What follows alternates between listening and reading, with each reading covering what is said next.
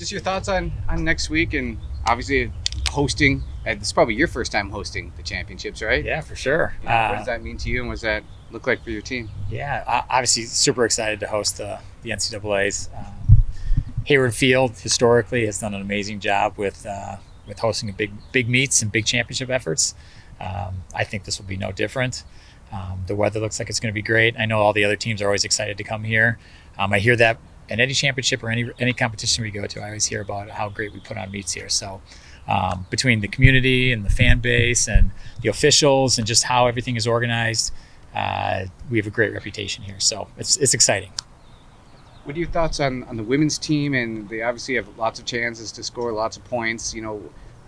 Just kind of maybe your assessment of them going into this meet. Yeah, so the women, we have 14 entries out of there's 13 events represented, but 14 entries in 21 out of the 21 events, which is really deep to cover that many events and have that kind of depth on your team.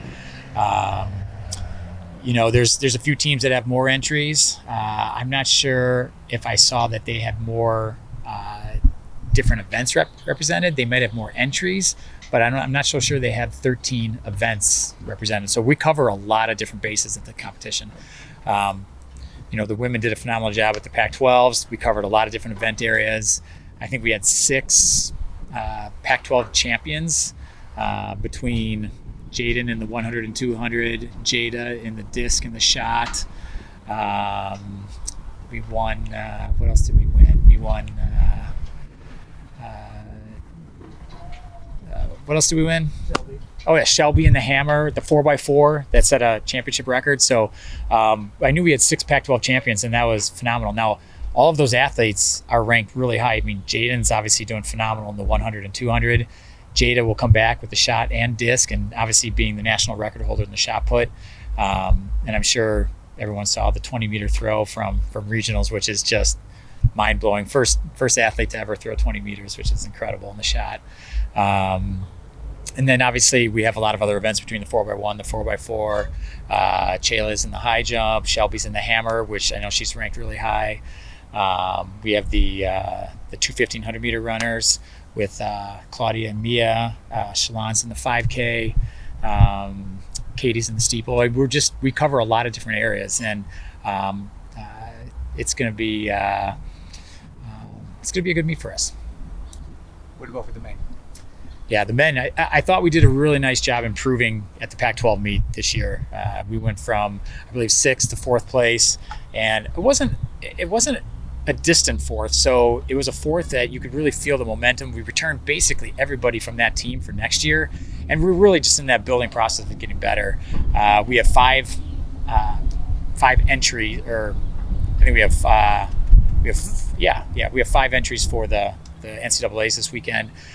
We have the 1,500-meter runners with Elliot, Reinhardt, and Tom, and then Raphael in the decathlon, and then PJ in the 100. And I think all of those athletes had very good conference meets.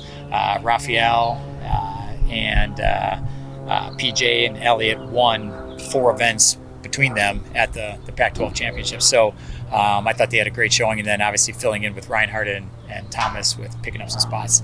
I think they'll have a nice showing here as well, especially in front of the home crowd. Do you think Elliot has it in him to kind of move up the standings right now? I think he's maybe 11th right now. 11th?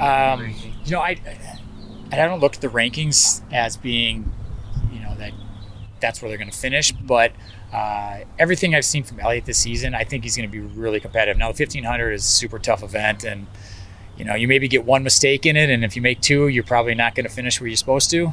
But he's running really well, and he's older. He's got a lot of tactical awareness. He's been doing things right in his competitions. I think if he does that, I think he's going to have a very good showing. I know you'd like to have Aaliyah McCormick and Maddie Elmore out there as well. Does that add any more pressure on the other women to get those points, especially with all the entries you guys have? Yeah, it definitely hurt. I mean, we lost some big points from our national team. I felt like losing Maddie Elmore and Aaliyah McCormick and Elisa Hickey. Those were big losses to our national team. I thought they were really big losses to us at the conference level, and our women just stepped up amazing. If you would have said that you're not going to get any points from those 3 athletes at the conference meet, I would have said it's going to be a really almost impossible battle to win, to beat USC. Yet the women came up in every place, and they just stepped up their game, and from a lot of different areas and a lot of different places, and they pulled out the win. So I wouldn't count out the Ducks this weekend. Coach. Yeah, good. What happened to Maddie? She strained her. She has a strained calf. Yeah, soleus. So Yeah. she had done that sort of heroic double at the Oregon Twilight, where she ran the 15 and then paced Yep. Talia through every lap of the 5. Yep. It was that when she hurt her leg? We think it was, she didn't feel it until probably midweek right before the conference meet. So she came off the meet okay. So could have the meet contributed to it? It's possible, maybe. It's hard to say. If she had felt it the day after, it'd be a little bit easier to pinpoint to that. But it was like Tuesday, Wednesday, where she was like, something's not feeling right in my soleus. So it's hard to say, really. Sometimes there's no rhyme or reason to it. They just pop up, and the timing is really unfortunate, though.